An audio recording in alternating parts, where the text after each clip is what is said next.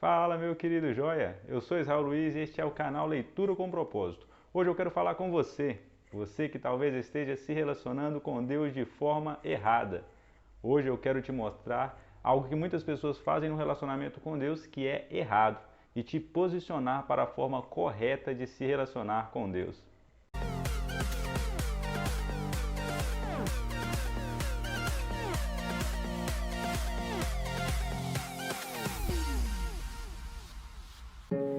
Neste livro, Como Ser Dirigido pelo Espírito de Deus, Kennedy Reagan conta uma história muito interessante. Pessoal, muito do que eu vou falar nesse vídeo está baseado neste livro e na Bíblia Sagrada.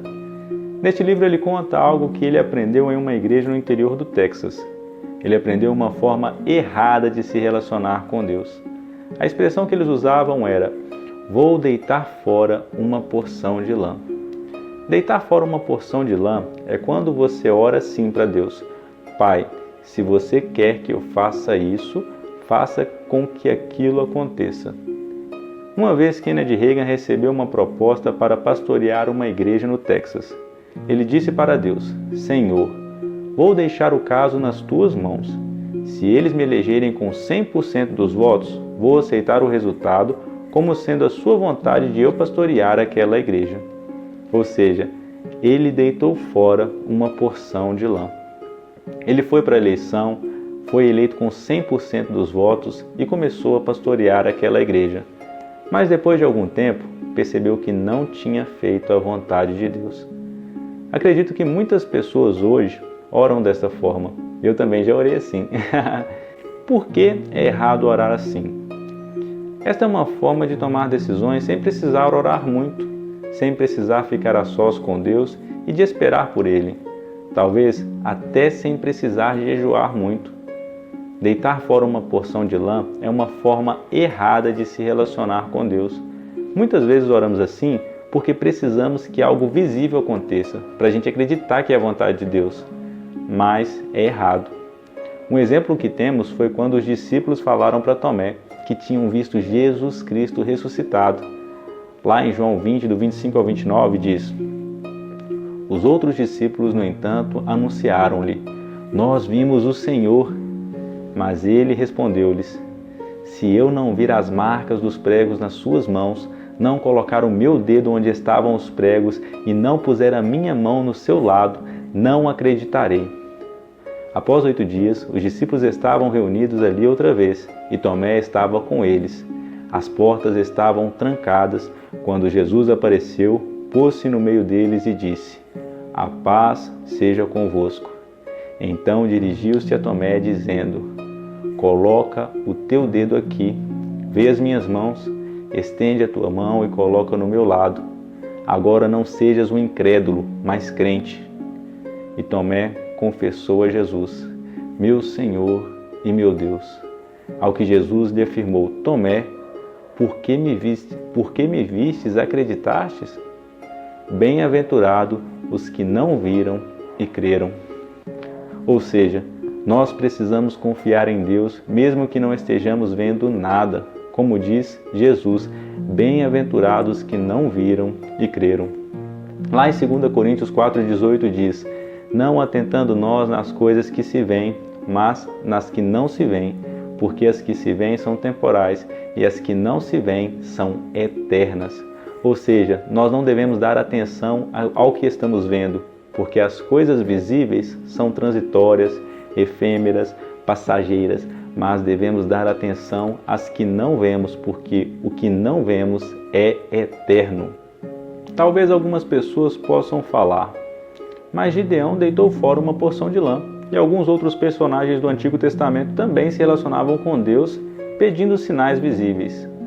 Lembre-se que no Antigo Testamento a presença de Deus era restrita a apenas uma parte do povo, e aqueles que a tinham era por tempo limitado. A presença de Deus era guardada, fechada no Santo dos Santos. Mas quando Jesus Cristo morreu no Calvário, a cortina que separava o Santo dos Santos foi rasgada de cima a baixo. Hoje, Deus não habita mais em templos feitos por mãos humanas. Hoje, Ele habita em nós. Lá em Colossenses 1,27 diz: o mistério que esteve oculto durante séculos e gerações, mas agora foi revelado aos seus santos, a quem Deus, entre os quais não são judeus, aprove dar a conhecer as riquezas da glória deste mistério, isto é, Cristo em vós, a esperança da glória. Ou seja, o que estava oculto na geração antiga, na antiga aliança, que foi revelado a nós após a morte de Jesus Cristo, é Cristo em nós, é a esperança da glória. Se hoje Deus se relaciona conosco de uma forma diferente, então qual é a forma correta de ser guiado por Deus? Para a gente responder essa pergunta, nós precisamos entender uma coisa, que Deus tem dois planos para nós, o plano geral e o plano pessoal. Um exemplo que temos do plano geral de Deus para nós está na grande comissão, lá em Mateus 28, do 18 ao 20, que diz: Jesus, aproximando-se, falou-lhes, dizendo: Toda autoridade me foi dada no céu e na terra. Portanto, ide por todo o mundo, fazei discípulos de todas as nações, batizando-os em nome do Pai, do Filho e do Espírito Santo, e ensinando todas as coisas que vos tenho ordenado, e eis que estou convosco todos os dias, até a consumação dos séculos. E este é o mandamento de Jesus Cristo para todos nós. Todos os cristãos devem fazer discípulos, ensinar tudo o que Jesus nos ordenou, e nós não vamos fazer isso sozinhos, pois Ele estará conosco até a consumação dos séculos. Mesmo este sendo um plano geral para todos nós, isso não quer dizer que cumpriremos ele da mesma forma, pois alguns cumprirão como pastores, outros como mestres e outros até mesmo com trabalhos que não têm muito a ver com o universo da igreja, como por exemplo os empresários. Ou seja, Deus tem um plano geral que será cumprido de forma personalizada.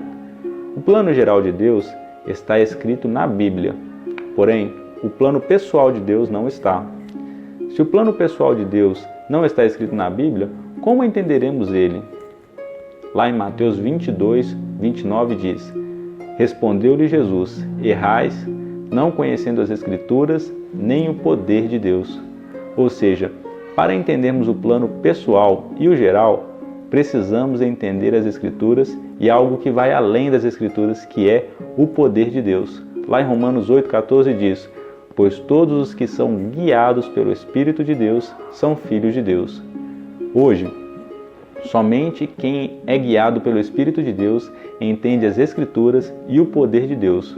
Por isso, nós precisamos ter um relacionamento íntimo com o Espírito Santo. Ou seja, nós precisamos estar atentos a entender o que o Espírito Santo nos diz, para vivermos a vontade de Deus para nós. Cara, somente com este vídeo eu não consigo te falar tudo que eu gostaria de te passar de coisas que Deus tem me ensinado ao longo dos anos.